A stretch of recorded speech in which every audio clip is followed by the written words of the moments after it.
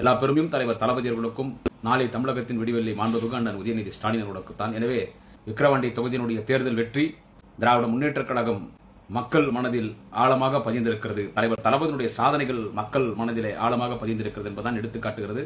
அன்னியூர் சிவா அவர்கள் 1,23,095 வாக்குகள் பெற்று ஒரு மாபெரும் வெற்றி, அதாவது 67,065 வாக்குகள் வித்தியாசத்தில் பாட்டாளி மக்கள் கட்சி அந்த தொகுதியில் 80-85% ஓட்டுக்கு துட்டு கொடுத்தாங்க. ஒரு ஓட்டுக்கு எவ்வளவு கொடுத்தாங்க கேட்டீங்கன்னா 500 ரூபாய் கொடுத்தாங்க. அங்க இப்ப அன்புமணி ராமதாஸாக இருந்தாலும் ஐயா டாக்டர் ராமதாஸ் இருந்தாலும் இந்த தேர்தல் முடிவு வந்த பிறகு உண்மையான வெற்றி பாட்டாளி மக்கள் கட்சிக்கு தான் அப்படிதான் சொல்லுவாங்க. பணநாயகமா ஜனநாயகம் போது அங்க ஜனநாயகம் ஜெயிச்சிச்சு. நாங்க 1 ரூபாய் செலவு இல்லாம அன்புமணி சொல்ற அப்படி இன்னைக்கு ஸ்டேட்மெண்ட்ல பாட்டாளி மக்கள் கட்சி 1 ரூபாய் செலவு பண்ணாம 50,030 ஓட்டு நாங்க வாங்கிட்டு வர்றாங்க. அவ்வளவும் பொய். ஏன்னா அவங்க பொய் தான் பேசுது. ஓட்டுக்கு 500 ரூபாய் கொடுத்தாங்க. இந்த தேர்தலில் மட்டும் தான் அவங்க துட்டு கொடுத்தாங்க. இதுல ஏடிஎம்கே நிக்கல. அதுலதான் இந்த 50,030 ஓட்டு வாங்கியிருக்காங்க. ஆனா அப்பனும் புள்ளியும் பேசின பேச்சு பார்த்தா 25,000 ஓட்டுல பாட்டாளி மக்கள் ஜெயிச்சிரும். திமுக மீது பெரிய பழி போட்டாங்க. ஏன்னா இப்படி இருக்குது.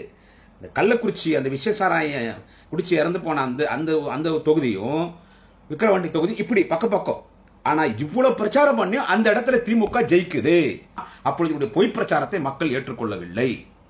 வன்னியர்கள் ஒற்றுமையாக திமுக தான் வரணும், நமக்கு தலைவர் தளபதி ஸ்டாலின் தான் வரணும். இனிமேல் நம்ம டாக்டர் ராமதாஸ் அன்புமணி ராமதாஸ் பேச்செல்லாம் கேட்டு பின்னால போனா முண்டி போச்சு நம்ம சொல்லி அவ்வளவுதான். இனி அப்பனும் புள்ளி பேச்சு கேட்டு நம்ம ஜாதி பேரை சொல்லி நம்ம ஜாதி அடமான வச்சு இந்த ஓட்டுக்கு 500 ரூபாய் கொடுத்தாங்கன்னா எத்தனை கோடி எங்க வசூல் பண்ணி வந்தாங்கன்னு தெரியல. அதுல பாதி தான் கொடுத்துருப்பாங்க. எங்க டெபாசிட் போயிடுமோ, டெபாசிட் வாங்கலாம்னு சொல்லி தான் ஓட்டுக்கு 500 ரூபாய் கொடுத்துறானுங்க.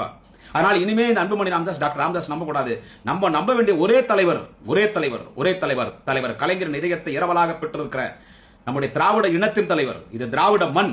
நாம் வன்னியர்களும் திராவிடர்கள் தான். Even we Vanniyars also Dravidians. சத்திரிய குலம். போர் என்று சொன்னால் வாளேந்தி போர்க்களத்திலே எதிரிகளை வீழ்த்த வேண்டும் என்று போர்க்களத்தில் முதல் வாளேந்தி செல்லக்கூடியவன் தான் வீர சத்திரியன். அவன் தான் சத்திரிய குல வன்னியன். சத்திரிய குல வன்னியர்களாகிய நாங்கள் திராவிடர்கள், திராவிட வன்னியன். நாம் எல்லாம் திராவிட வன்னியர்கள். நாம் ஒன்றும் டாக்டர் ராமதாஸ் அன்புமணி ராமதாஸ் போல் காக்கை வன்னியர்கள் கிடையாது. திராவிட வன்னியர்கள். எனவே நம் தலைவர் தளபதி ஸ்டாலின் என்கின்ற அந்த உறுதியான முடிவோடு அந்த லட்சிய உணர்வோடு வாக்களித்து திராவிட முன்னேற்ற கழகத்திற்கு மாபெரும் வெற்றி தேடி தந்திருக்கிற விக்கிரவாண்டி தொகுதி மக்கள், எல்லா சமுதாய மக்கள், தலித் மக்கள், இன்னும் இருக்கக்கூடிய அதர் கம்யூனிட்டிஸ் எல்லாரும் ஒன்றாக இணைந்து இன்னைக்கு இவ்வளவு பழிகள் திமுக மீது சுமத்தப்பட்ட பிறகும் ஒரு பக்கத்திலே தலித் அமைப்பினுடைய ஒரு முக்கியமான தலைவர், தமிழகத்தினுடைய பகுஜன் சமாஜ்வாடி கட்சியினுடைய தலைவர் மரியாதைக்குரிய ஆம்ஸ்டாங் அவர்கள் படுகொலை செய்யப்பட்டார். அந்த கொலை பழியை கூட திமுக மீது போட்டு சட்டம் ஒழுங்கு சீர்திருத்தம் நடந்துச்சு. அதை கூட திருச்சி பார்த்தாங்க. அதை கொண்டு பேசினார் அன்புமணி ராமதாஸ் விக்கிரவாண்டி தொகுதியில். எதையும் நம்பாமல் நாம் நம்ப வேண்டிய ஒரே தலைவர் தளபதி ஸ்டாலின் என்று மக்கள் வாக்களித்திருக்கிறார்கள். நாளைய தமிழகத்தின் முடிவில் எதிர்கால முதல்வர் மாண்புமிகு அண்ணன் உதயநிதி ஸ்டாலின் அவர்கள் 2 நாட்கள் பிரச்சாரம் வெற்றி பெற்றிருக்கிறோம். இந்த மாபெரும் வெற்றி தந்த விக்கிரவாண்டி தொகுதி மக்களுக்கு தலைவர் தளபதி, நாளை தமிழகத்தின் முடிவில் மாண்புமிகு அண்ணன் உதயநிதி ஸ்டாலின் ஓய்வு கொடுத்து விட்டு மெரினாவில் ஓய்வெடுத்துக் கொண்ட தலைவர் கலைஞரன் கோடான கோடி கணக்கான தொண்டர்கள், கடைகோடி தொண்டனாகிய என்னுடைய நன்றிகளை என்னுடைய நேரலையிலே யூடியூப் சேனல் மூலமாக நான் தெரிவித்துக் கொள்கிறேன். நண்பர்களே வணக்கம். குடியாத்தம் குமரன். விக்கிரவாண்டி இடைத்தேர்தல் முடிவு இன்றைக்கு வெளியானது. ஒரு மாபெரும் வெற்றியை திராவிட முன்னேற்றக் கழகத்திற்கு இன்றைக்கு விக்கிரவாண்டி தொகுதி மக்கள் தந்திருக்கிறார்கள். தமிழகத்தினுடைய நிரந்தர தலைவர், மக்களால் ஏற்றுக்கொள்ளப்பட்ட தலைவர், மக்களுக்கு நல்ல திட்டங்களை தரக்கூடிய தலைவர், இந்திய துணைக்கண்டத்தில் பெண்களுக்காக ஆட்சி நடத்துகிற ஒரே ஒரு தலைவர், எங்களின் தலைவர் தளபதி ஸ்டாலின் என்பதை இன்றைக்கு விக்கிரவாண்டி தொகுதி மக்கள் திராவிட முன்னேற்றக் கழகத்தின் வேட்பாளர் அன்பு சகோதரர் அன்னியூர் சிவா அவர்களை மாபெரும் வாக்குகள் வித்தியாசத்தில் வெற்றி பெற செய்து, என்றும் நாங்கள் திமுகவின் பக்கமே எங்களுடைய ஆதரவு வேண்டிக்கும் திராவிட மாடல் அரசுக்கு என்பதை இன்றைக்கு விக்கிரவாண்டி தொகுதியினுடைய தேர்தல் முடிவுகள் எடுத்து காட்டுகிறது. விக்கிரவாண்டி தொகுதியில் ஒரு மாபெரும் வெற்றி. All credit goes to our honourable Tamil Nadu chief minister, our party leader தலைவர் தளபதி ஸ்டாலின். எல்லா பெருமையும் நம்முடைய தலைவர் தளபதி அவர்களை சாரும். அதேபோல் 2 நாட்கள் பிரச்சாரத்திற்கு விக்கிரவாண்டி தொகுதியிலே மக்களிடத்தில் பேசி இந்த மாபெரும் வெற்றிக்கு வித்திட்ட, இந்த மாபெரும் வெற்றிக்கு முக்கியமாக காரணமாக இருக்கக்கூடிய திராவிட முன்னேற்ற கழகத்தினுடைய இளைஞரணியின் செயலாளர், நாளைய தமிழகத்தின் விடிவெள்ளி வாலிப கலைஞர், எங்கள் ஆருயிர் அண்ணன் உதயநிதி ஸ்டாலின் அவர்களுக்கும் நன்றி சொல்ல வேண்டும்.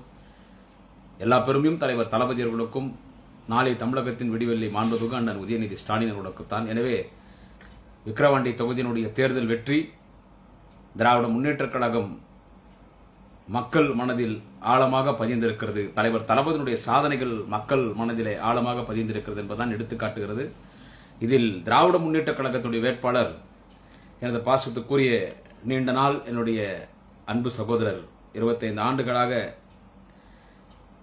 எனக்கு ஒரு நன்கு அறிமுகமான என்னுடைய மரியாதைக்குரிய அண்ணன் தலைவர் தளபதியின் ஆதரவோடு நாளைய தமிழகத்தின் முடிவெள்ளி மாண்புமிகு அண்ணன் உதயநிதி ஸ்டாலினுடைய ஆதரவோடு போட்டியிட்ட அன்னியூர் சிவா அவர்கள் 1,23,095 வாக்குகள் பெற்று ஒரு மாபெரும் வெற்றி, அதாவது 67,065 வாக்குகள் வித்தியாசத்தில் அவர் வெற்றி பெற்றிருக்கிற வித்தியாசம் 67,065 வாக்குகள் வித்தியாசத்திலே மாபெரும் வெற்றி பெற்றிருக்கிறார்.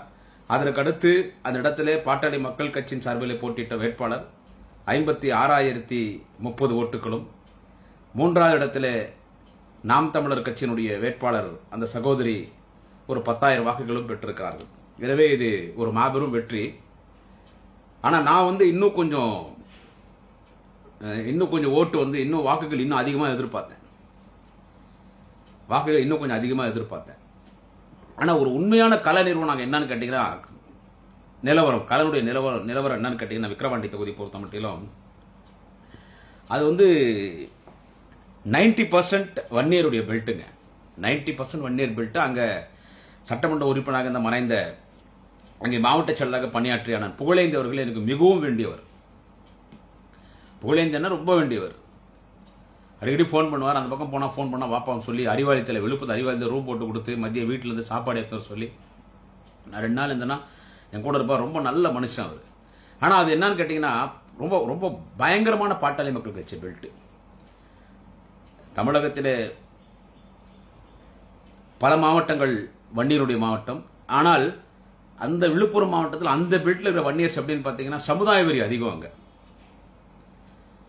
அந்த பகுதியில் சமுதாய வெறி அதிகம், வெறித்தனமாக இருப்பாங்க. அதுலேயும் பாட்டாளி மக்கள் கட்சி, அதை நம்ம ஏற்றுக்கணும். பாட்டாளி மக்கள் கட்சியில் ரொம்ப வெறித்தனமாக இருப்பாங்க அந்த பகுதியில். அதே மாதிரி தான் தருமபுரி மாவட்டம்.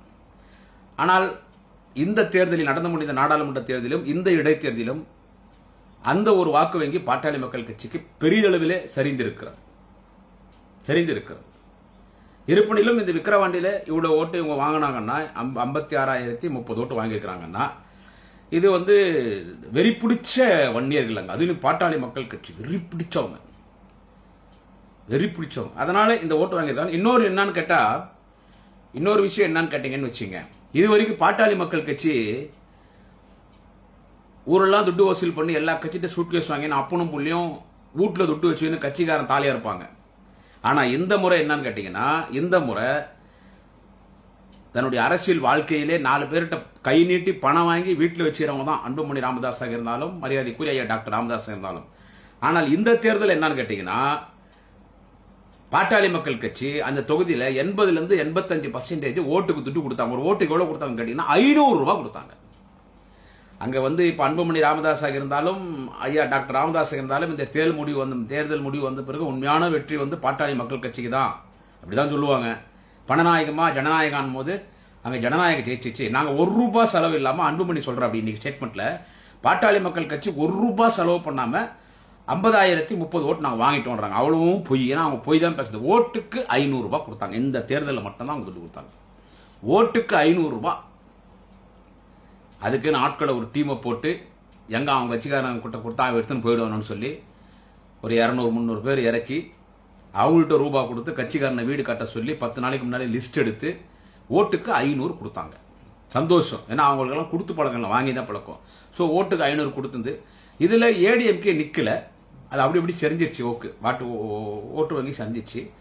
அதுல திமுக நிறைய வாக்கு வந்திருக்குது ஏடிஎம்கேல இருந்து கொஞ்சம். ஏன்னா நான் நாங்க திமுக தான் நான் கண்மூடித்தனமா நான் பேச விரும்பல. நடந்த உண்மையை சொல்றேன்.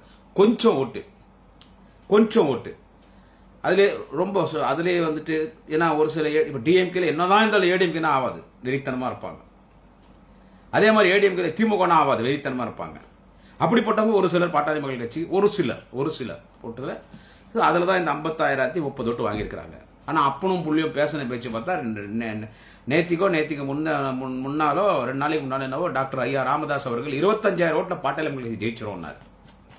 25,000 ஓட்டுல பாட்டாளி மக்கள் கட்சி ஜெயிச்சிரும்னாரு. அப்ப எல்லாரும் சொன்னாங்க இது ஒரு ஓல்டு காமெடி பீஸ்பான்னு சொல்லிட்டு. ஓல்டு காமெடி பீஸ் பண்ண. ஆனால் இது என்ன ஒரு விஷயம்னு கேட்டிங்கன்னா, திமுக வேட்பாளர் தளபதி ஆதரவோடு அண்ணன் உதயநிதி ஸ்டாலின் ஆதரவோடு போட்டியிட்ட அன்னியூர் சிவா திமுக வேட்பாளர் 1,23,095 ஓட்டு வாங்குறாரு. பெரிய ஓட்டு. டிஃபரன்ஸ் மட்டும் என்னன்னு கேட்டீங்கன்னா 67,065 67,000 டிஃபரன்ஸ் ஜெயிக்கிறார்.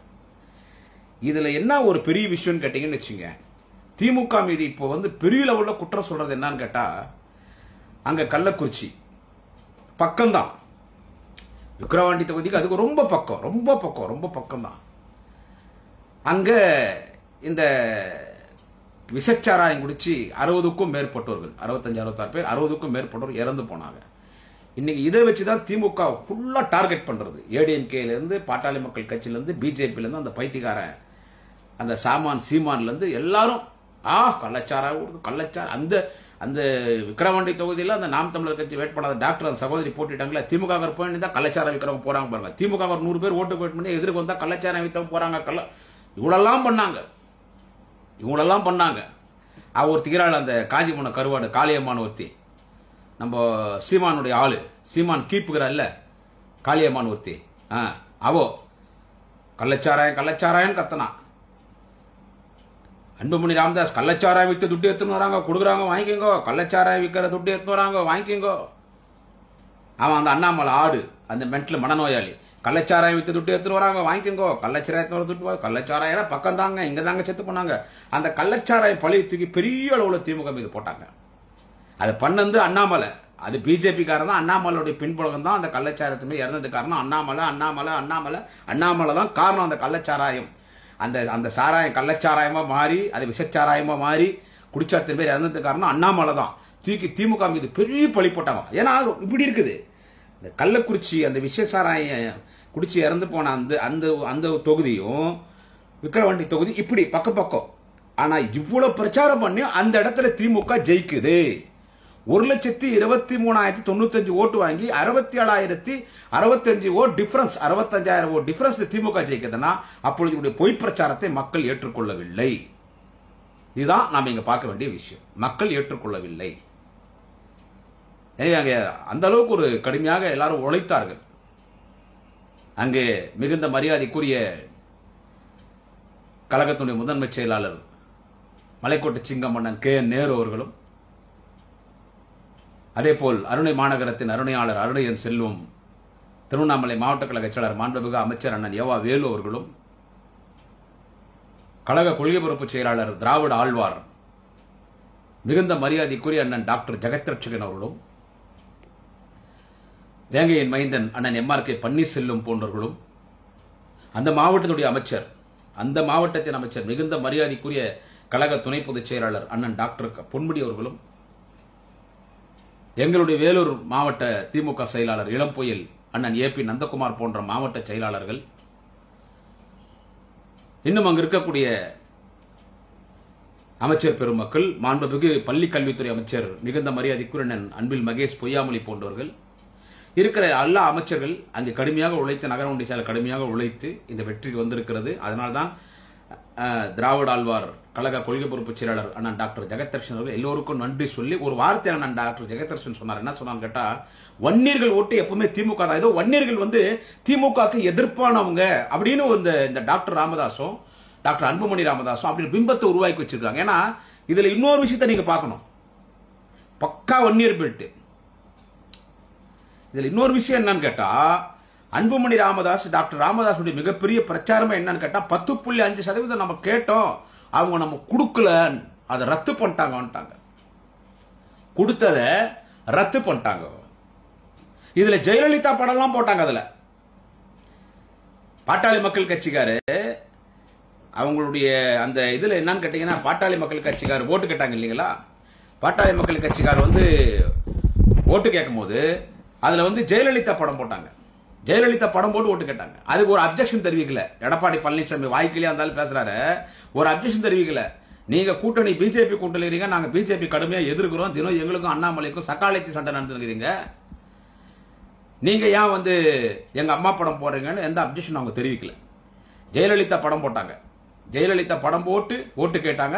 10.5% கொடுக்கல, திமுக கொடுக்கல.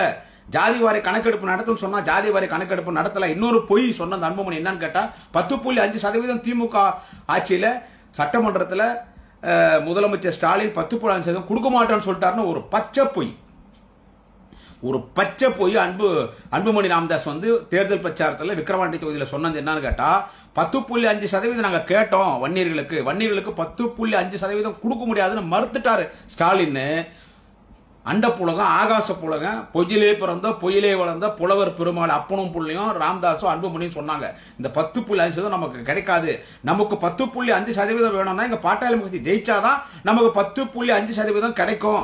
எனவே 10.5% நமக்கு வேணும்னா இங்க நீங்க பாட்டாளி கட்சி ஓட்டு போடுங்க. இது நமக்கு மான பிரச்சனை ஓட்டு கட்டுறது. இவ்வளவு குற்றச்சாட்டு திமுக மீது வச்சாங்க. சாதாரணமான குற்றச்சாட்டுல ஒரு பக்கம் கள்ளச்சாராயம் விஷச்சாராயம்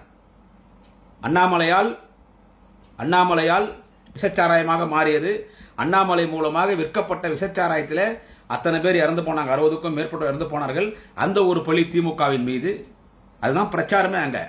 அதற்கடுத்து வன்னியர் சமுதாய மக்கள் மத்தியில் பேசும் பொழுது டாக்டர் அன்புமணி ராமதாஸ் 10.5% நம்ம கொடுக்காம ஏமாத்திட்டாங்க, கொடுக்க முடியாது சொல்லிட்டாங்க.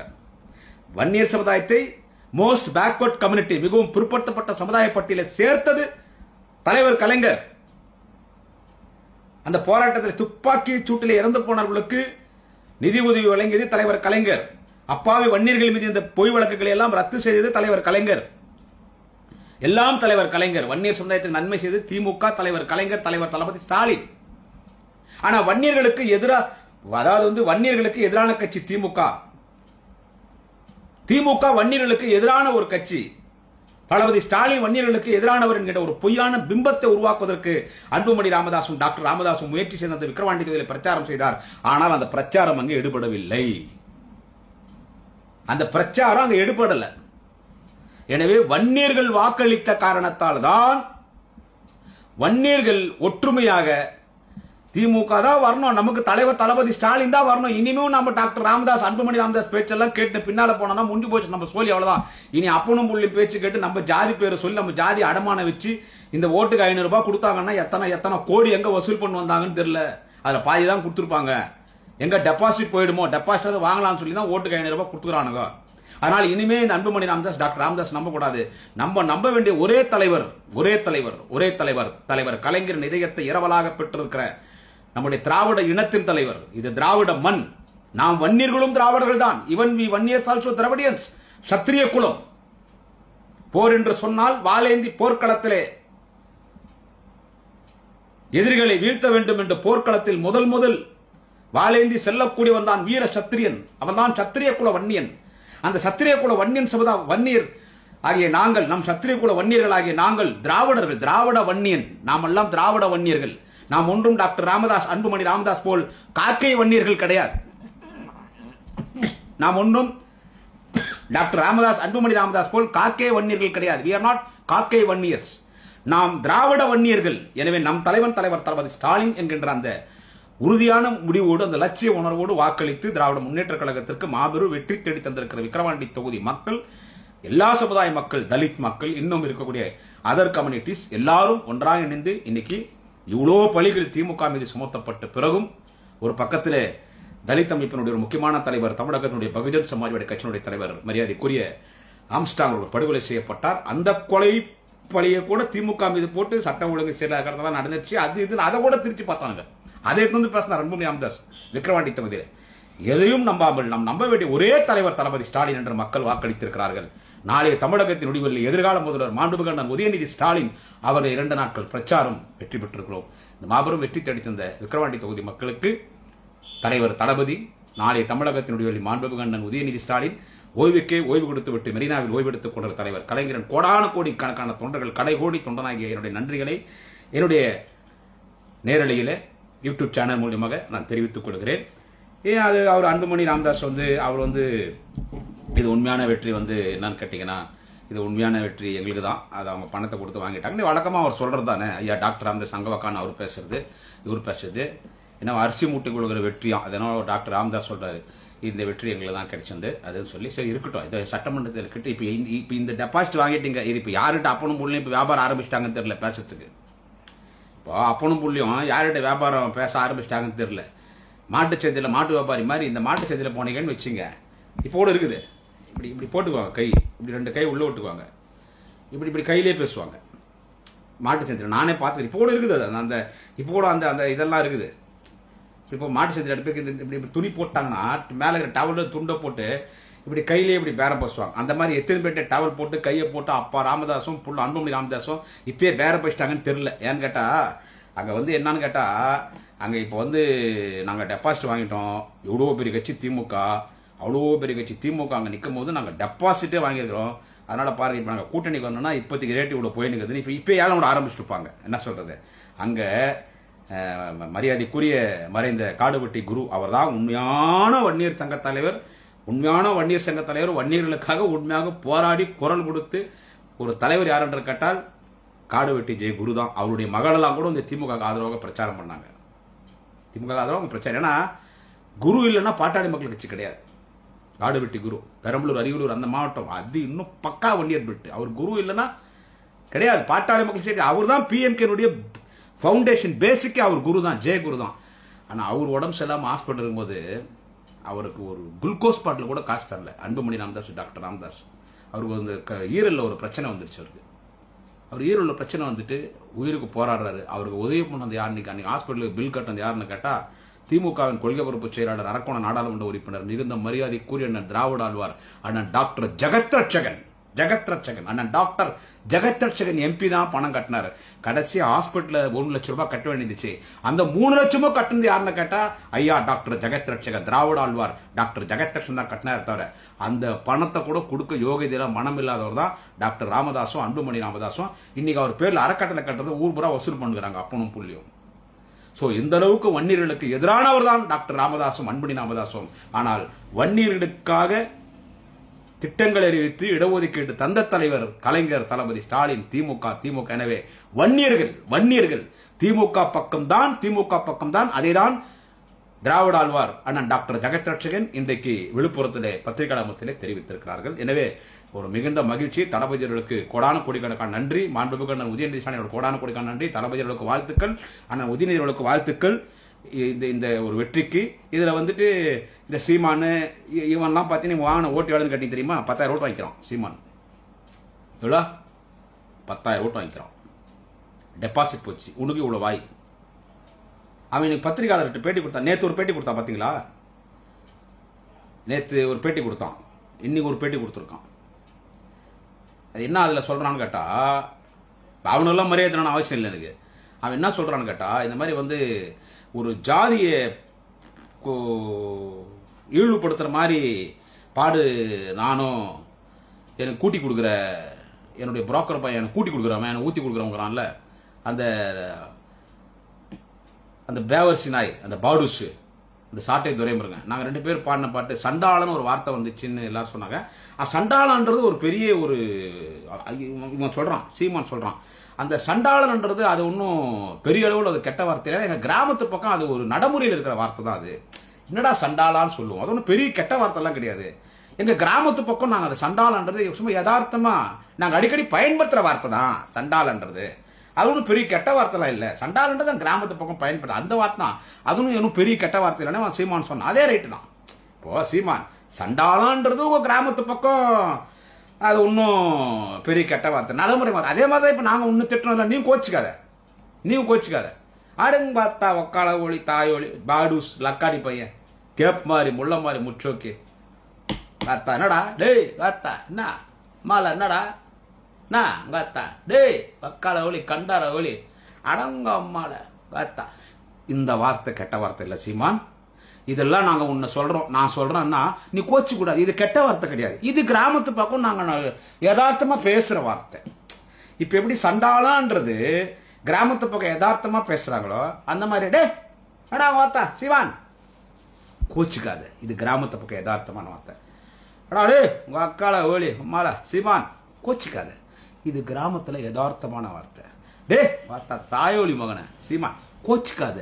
இது கிராமத்தில் யதார்த்தமான வார்த்தை. டே தேவர்சி நாய சீமான் கோச்சிக்காத. இது கிராமத்தில் யதார்த்தமான வார்த்தை. டே லக்காடி பையா பாடிஸ் நாய சீமான் கோச்சிக்காத. இது கிராமத்தில் யதார்த்தமான வார்த்தை. அடங்கத்தா கண்டவனுக்கு பிறந்தவனே சீமான் கோச்சிக்காத. இது கிராமத்துல யதார்த்தமான வார்த்தை. இப்போ சண்டாளன்றது எப்படி யதார்த்தமான வார்த்தை, பெரிய அளவில் யாரும் கோச்சு கூடாதுல்ல, இந்த வார்த்தைகள்லாம் கூட எங்க பக்கம் கிராமத்துல யதார்த்தமான வார்த்தை. அதனால சீமான் கோச்சு கூடாது. அவன் நேத்து பேசுறான், அவனுக்குலாம் இந்த பதில் சொல்றது. ஏன்னா நேற்று அவன் பேசுனது பாத்தீங்களா? இப்போ அவங்க நேற்று பேசுறான் சீமான். என்னன்னு கேட்டா, இப்போ எங்க மேல ரொம்ப கோபமாலாம் பேசிட்டாங்க, இல்லை ரொம்ப கோபமா பேசிட்டாங்க, எங்க பேர்லாம் கூட சொல்லி பேசினாங்க, இவங்களாம் இப்படி பேசினாங்கன்னு. அதனால நீங்க என்ன பேசல, நீங்க இப்போ நான் பேசிட்டேன் இல்லை, நான் பாட்டு பாட்டினேன் இல்லை, என் மேல நீங்க கோபமா வரீங்களா, என்ன நீங்க திட்டுங்க சொல்றான் சார். அவன் சொல்றான் சீமான், என்னையும் திட்டுங்க, ஒன்றும் தப்பு இல்லையா, என்ன கேட்குற நீ, உங்க அத்தான்றியா கேட்டுக்கோ, உங்க அக்கால ஊழியன்றியா கேட்டுக்கோ, ஆத்தா அம்மா பொண்டாட்டி அக்கா தங்கச்சி கேட்கறியா கேட்டுக்கோ. சொன்னான் சார் அவன். சார் அவன் சொன்னான் சார் சீமான் நேத்து. இப்போ கோவப்படுறியா மேல என்ன? இப்போ உங்க அத்தான்றியா, உங்க அக்கால ஊழியன்றியா, அக்கால கேட்கறியா, அம்மால கேட்கறியா, பொண்டாட்டி கேட்கறியா, அக்கால கேட்கறியா கேட்டுக்கோ, வந்தா கூட்டுன்னு போன்றான் சார். நீ சொன்னான் சார் அவன். என்ன ஆகும், அக்கா அம்மா அக்கா தங்கச்சின்னு என்ன திட்டுவியா, உங்க அக்கால ஊழியனுவியா, அக்கானுவியா, வந்தா கூட்டுன்னு போ. அது எனக்கு ஒரு விளம்பரம் தானே, அப்பதான் என் கட்சிக்காரன் வீர வரான்றான். அக்கா தங்கச்சி அம்மால பொண்டாட்டி நீ கேட்டா கூட கேட்டுக்கோ, திட்டுக்கோ, அக்கான்னு கூட சொல்லிக்கோ, வந்தா கூட கூட்டுன்னு போன்றான்னா இவன்லாம் என்னங்க ஜென்மத்தை நம்ம சொல்றது? யாருன்னா இப்படி சொல்லுவாங்களாங்க? அவன் சொல்றாங்க ஆத்தா அம்மா அக்கா தங்கச்சி என்ன கூட கேட்டுக்கோ, வந்தா கூட்டுன்னு போனா. இது எப்படி இருக்குதுன்னு கேட்டா, ஒரு படத்துல வைகை புயல் வடிவேல், அதுல ஆக்ஷன் கிங் அர்ஜுன், அதுல வீரபாகுன்னு பேர், அவர் பேர் வடிவேல் பேர். அதுல பேக்கரி ஒன்று நடத்துவாருங்க, பேக்கரி நடத்துவார். இவ்வளவு கஷ்டத்துல இந்த பேக்கரி நடத்தியே, இந்த பேக்கரி உனக்கு ஏது, எப்படி வாங்கின இந்த பேக்கரி என்னும் போது, அப்போ வடிவேல் சொல்லுவா அப்படி அர்ஜுன் கிட்ட, ஒரு ரகசியம் ஒன்று சொல்றேன், யாருக்கும் சொல்லாத. சொல்லு, எங்க அக்கா இருக்கிறாங்கல்ல, எங்க அக்கா வந்து சூப்பர் ஃபிகர். யார்? வடிவேல் சொல்றது. அப்ப அர்ஜுன், தூ சொந்த அக்காலேயே சூப்பர் ஃபிகர்னு சொல்றேன்னா, அட கேளுப்பா, எங்க அக்கா வந்து சூப்பர் ஃபிகரு. எங்க பக்கத்து வீட்டுக்காரர் ஒரு நாள் என்கிட்ட வந்தாரு, ஏன் கஷ்டப்படுற, இந்த பேக்கரி வேணா உன் பேர்ல எழுதி வச்சிடுறேன், நம்ம 2 பேருக்குள்ள ஒரு டீலிங் வச்சுக்கலாமான்னாரு. என்ன டீலிங்னு கேட்டேன். உங்க அக்கா ரொம்ப அழகா இருக்காங்க, அதனால உங்க அக்கால நான் வச்சுக்கிறேன், என் பேக்கரியை நீ வச்சுக்கிறியான்னு கேட்டாரு. எனக்கு அந்த டீலிங் ரொம்ப பிடிச்சிருச்சு, அதனால எங்க அக்கால அவரு வச்சுக்கினாரு, அவர் பேக்கரியை நான் வச்சுக்கிறேன். அர்ஜுன் காரி துப்பார். ஏன்னா சொந்த அக்கால கூட்டி கொடுத்து நீ பேக்கரி வச்சுக்கிறேன். இப்ப அந்த காமெடிக்கும் இந்த சீமானுக்கும் ஒத்து போதா இல்லையா? நீ அக்கால வேணாலும் கேளு, அம்மால வேணாலும் கேளு, தங்கச்சி வேணாலும் கேளு, பொண்டாட்டி வேணாலும் கேளு, அதை பத்தி நான் கோச்சிக்க மாட்டேன். வந்தா கூட்டுன்னு போ. அவன் சொல்றான் சார் பத்திரிகையாளர் மீட்டிங்ல, வந்தா கூட்டுன்னு போ, அதை பத்தி எனக்கு வந்து பிரச்சனை இல்லை. எனக்கு அப்பதான் என் கட்சிக்காரர் இன்னும் கோவம் வந்து, அப்ப இன்னும் எங்க அண்ணனை வந்து இப்படி எல்லாம் பேசுவான்னு பேசுறானா, இவனுக்கெல்லாம் நம்ம பதில் சொல்லுகிறோம். இன்னைக்கு அண்ணன் திருமாவளவன் பத்தி பேசுறான், எழுச்சி தமிழர் அண்ணன் திருமாவளவன் பத்தி. நான் சமுதாய அரசியல் பண்றேன், நான் ஜாதி அரசியல் பண்றேன்னு சொல்றீங்க, உன்னால ஒரு பொது தொகுதி வாங்க முடிஞ்சிச்சா கேட்டா, அது திமுக கூட்டணிக்குள்ள, திமுக கூட்டணி கட்சியில முக்கியமான தலைவர், விடுதலை கட்சியினுடைய தலைவர் எழுச்சி தமிழர் அண்ணன் தொல் திருமாவளவன். அது அவரும் தளபதி பேசிக்கிறாங்க, என்ன தொகுதி வேணும்னு அவர் கேட்பாரு. அது எங்க கூட்டணிக்குள்ள இருக்கிற விஷயம். அது திமுக கூட்டணிக்குள்ள இருக்க தளபதி முடிவு பண்ணுவாரு. கேட்கிற இடத்துல அண்ணன் திருமாவளவன் இருக்காரு, குடுக்க இடத்துல தளபதிக்கிறாரு. அது அவங்க 2 பேரும். இதுல உனக்கு எங்கடா வலிக்குது? இப்ப இந்த எலெக்ஷன்ல நீ 10,000 ஓட்டு வாங்கிட்ட இல்ல, இனி வர தேர்தல் இன்னொன்னு ஓட்டு குறைஞ்சுதான் போகும். என்ன சொல்றது? உனக்கு இன்னும் வர தேர்தல் உனக்கு ஓட்டு குறைஞ்சிருந்தா போது. இன்னைக்கு அண்ணன் சேகர் பாபு கடுமையா உன்னை பேசியிருக்காரு. நேற்றுக்கு மாண்புமிகு அமைச்சர் தூத்துக்குடியில் அக்கா கீதா ஜீவன் பேட்டி கொடுத்தாங்க. அண்ணன் சேகர் பாபு ரொம்ப மரியாதையா பேசினா கூட உனக்கு ஒரு பாடம் புகட்டும் பண்ணிக்கிற, உன் மேல அங்கங்க கம்ப்ளைண்ட் போயினுக்குது, நீ இப்ப என்ன அரெஸ்ட் பண்ணி பாருனா, டேய் சீமான் அரெஸ்ட் பண்ணி பாரு. இன்னைக்கு கூட நீ பேட்டியில சொன்ன அரெஸ்ட் பண்ணி பாருன்னு சொல்றது பெரிய விஷயம் இல்லடா. அரெஸ்ட் பண்ணிட்டாங்கன்னு வச்சுக்கோ. இப்ப அந்த செருப்பு சங்கர் உள்ள என்ன பாடுபடுறான் பாரு. என்ன சொல்றது, எங்க சகோதரிகள் காக்கி சட்டை போட்ட பெண் புலிகள் ரிவீட் அடிக்கிறாங்க உள்ள. அவங்க தான் கோர்ட்டுக்கு கூட்டு போறாங்க வராங்க, கோர்ட்டுக்கு கூட்டு போறாங்க வராங்க. அவன் போற வண்டி ஓட்டுறது கூட காக்கி சட்டை போட்ட பெண் சிங்கம் தான். அவன் உள்ள ரிவிட் அங்க வந்து பாரு, எல்லாம் உடம்புற மாவு கட்டு ஒக்காலே விடுங்க, அந்த மாதிரி நடக்கணும்டா. என்ன உள்ள போட்டாங்கன்னு வச்சுக்கடா சீமான், உன்னை உள்ள போடுன்னு சொல்ற இல்ல, உன்னை உள்ள போட்டாங்கன்னு வச்சுக்கோ. 10 நாள் பேசுவாங்களா உன்னை பத்தி? உன் வீட்டையும் கட்சியும் அவன் கண்ட்ரோல் கொண்டு வரது பார்ப்பான் அந்த சாட்டை துரைமுருகன். அவனையும் சேர்த்து கூட உள்ள போடுறாங்கன்னு வச்சுக்கோ. உன் கட்சி அப்புறம் யாரு? அது உன்னுடைய கீப் இருக்கிறாளே அந்த செத்த கருவாடு, அந்த பஜாரி வத்திக்கிறா இல்ல செத்த கருவாடு, உன்னுடைய கீப்பு அந்த காளியம்மான்னு ஒருத்தி, அவ தான் அடுத்து. உன்னை நம்பிக்கிறவங்களாம் என்ன ஆகும்? எல்லாம் நடுரோட்டுக்கு வர வேண்டியதான். அதனால பார்த்து அடக்கமா பேசு. தெரியும் சொல்றேன், நேத்து 2 நாளா உன்னை பத்தி பேசுறேன், பார்த்து அடக்கமா பேசு. அடி உதவுற மாதிரி அண்ணன் தம்பி உதவ மாட்டான்டா சீமான். அடி உதவுற மாதிரி அண்ணன் தம்பி உதவ மாட்டான். அடி உதவுற மாதிரி அண்ணன் தம்பி உதவ மாட்டான். தெரியல, தர்மபுரியில செங்கண்ணன் திமுக ஒன்றிய செயலாளர் தொடர்ந்து இதே மாதிரி பேசினீங்கன்னா தமிழ்நாட்டில் இருக்கிற ஒரு திமுக தொண்டனும் செங்கண்ணனா மாறுவான். ஒரே இடத்துல நாம் தமிழர் கட்சி கொடி கம்பம் இருக்காது, ஒரு இடத்துல மேடை போட முடியாதுடா. டே பொறம்போக்க, டே சீமான், ஒரு இடத்துல நீ பேச முடியாது. செங்கண்ணா ஏறினார்ல மேடை, செங்கண்ண மேடை ஏறினார்ல, அந்த மாதிரி மேடை ஏறினா நீ இன்னைக்கு மீட்டிங் பேசிட்டு ஊரே அம்மா துட்டு வாங்கிட்டு பாரு, ஒரு இடத்துல நீ துட்டு வாங்கி சாட முடியாது. செங்கண்ணனா மாறுவான் ஒரு திமுக தொண்டனும். என்ன சொல்றது? அதனால என்ன ஜெயிலில் வேணா போட்டுருங்கன்னா, ஜெயிலில் போட்டால் நடிமான உனக்கு தெரியும் என்ன நடக்கும்னு சொல்லி.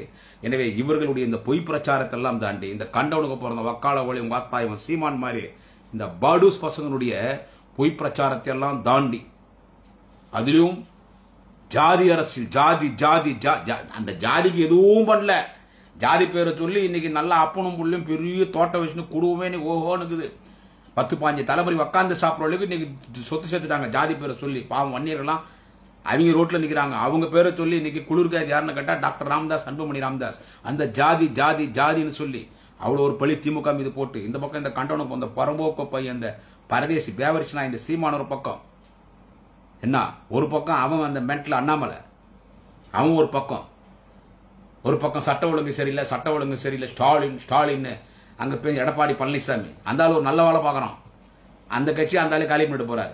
இத்தனை பொய் பிரச்சாரத்துக்கு மத்தியில் திராவிட முன்னேற்ற கழகம் அங்கே 1,23,095 வாக்குகள் பெற்று